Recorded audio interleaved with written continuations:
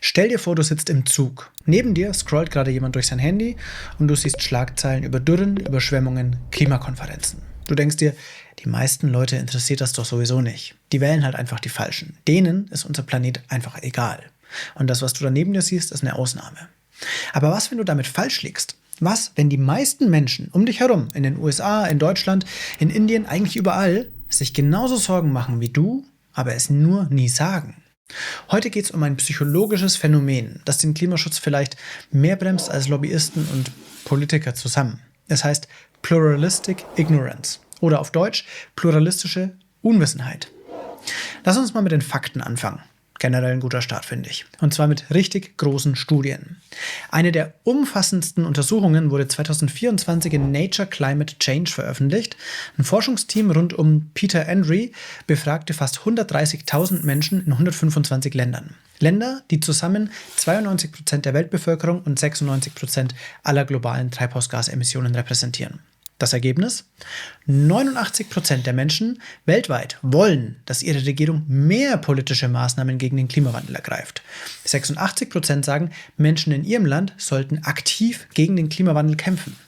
69% wären sogar bereit, 1% ihres Einkommens für den Klimaschutz zu geben. Dazu gleich mehr, also kurz merken.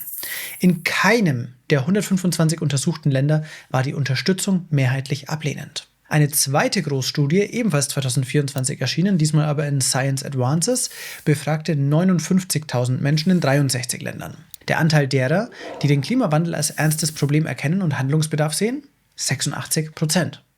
Selbst in dem Land mit dem niedrigsten Wert stimmten immer noch 73% zu. Und die Zustimmung zu konkreten Klimaschutzmaßnahmen, also Ausbau erneuerbarer Energien, öffentlicher Nahverkehr, CO2-Steuer, lag im globalen Schnitt bei 72%.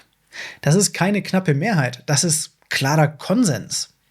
Schauen wir doch mal auf einzelne Länder. In den USA sagen zwischen 70 und 83% der Bevölkerung, je nach Umfrage, dass der Mensch den Klimawandel verursacht oder dass er eine ernste Bedrohung darstellt. In Großbritannien liegt dieser Wert bei 73 bis 90%. Also, die Mehrheit der Welt will Klimahandeln.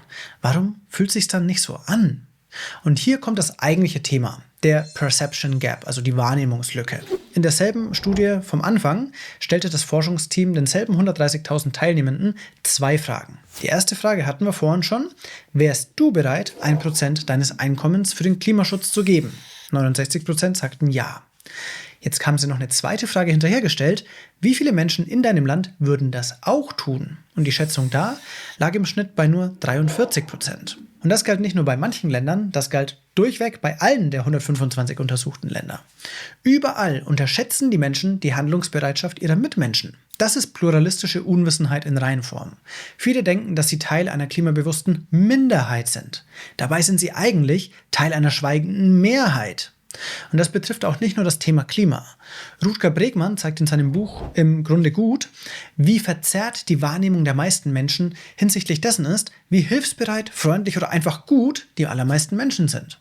Diese Fehlannahme hat sich ganz hartnäckig in all unsere menschlichen Erzählungen eingeschlichen. Ob Filme, Musik, Kindererzählungen, Bildung, sogar die Art und Weise, wie manche Studien interpretiert werden, sind deutlich negativer ausgelegt, als es die Daten über uns Menschen eigentlich hergeben. Eine dicke Empfehlung für dieses Buch, weil das wie so eine Minikur ist für diese Fehlannahme, die wir alle, wahrscheinlich alle in unseren Köpfen haben. Ich auf jeden Fall.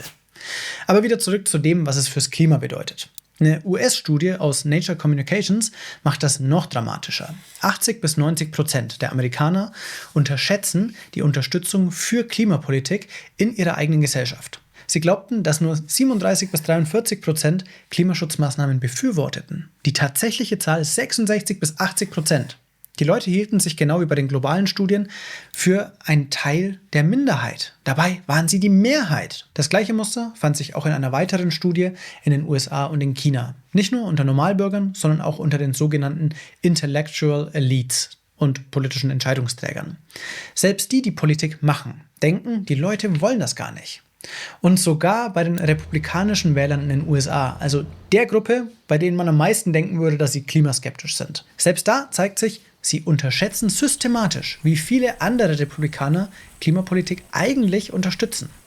Die lautesten Gegner halten sich für die Mehrheit, dabei sind sie eigentlich die Minderheit. Da fragt man sich ja schon, wie kann das sein und warum sehen wir die Welt hier so falsch? Die Antwort? Erstens, soziale Medien verzerren die Wahrheit. Extreme Meinungen bekommen einfach mehr Engagement, mehr Likes, mehr Klicks, mehr Reichweite. Der Klimaleugner mit 100.000 Followern ist einfach lauter als die schweigende Mehrheit, die sich sorgt, aber nichts postet. Zweitens, auch die klassischen Medien tragen dazu bei. Die meisten Menschen wollen mehr Klimaschutz, ist keine aufregende Schlagzeile. Wenn wir aber immer wieder diese beiden Seiten-Debatten sehen, glauben wir irgendwann, die Gesellschaft sei gleichmäßig gespalten. Ist sie ja aber nicht. Und drittens, Psychologie. Wir alle neigen nun mal dazu, uns selbst als vernünftig einzuschätzen und über andere zu urteilen, dass sie nicht so vernünftig sind. Der Soziologe Paul Schnabel beschreibt das in I'm fine, but we're not doing well. Menschen sind zufrieden mit ihrem eigenen Leben, aber pessimistisch, was die Gesamtgesellschaft angeht. Aufs Klima übertragen, ich mache mir natürlich Sorgen, aber die anderen wahrscheinlich nicht. Und gerade weil wir schweigen, aus Angst, komisch zu wirken oder allein zu sein, also ganz ursprüngliche menschliche Motivatoren, verstärkt sich dieses Bild einfach. Alle denken, ich bin der Einzige. Übrigens, schon die Jungs von Volle Halle wussten, aufhören allein zu sein, kann wie ein Befreiungsschlag wirken. Warum ist das alles so wichtig? Weil die Wahrnehmung von Mehrheiten das Handeln beeinflusst in der echten Welt. Regierungen ändern ihre Politik, wenn sie Rückhalt aus der Bevölkerung spüren. Unternehmen investieren in Klimatechnologien, wenn sie sehen, dass Kunden das wollen. Und wir selbst handeln auch eher, wenn wir wissen, dass unser Nachbar das auch machen würde oder sogar tut. Einfach, wenn wir wissen, dass wir nicht allein sind. Die gute Nachricht, der Klimadiskurs hat sich verändert.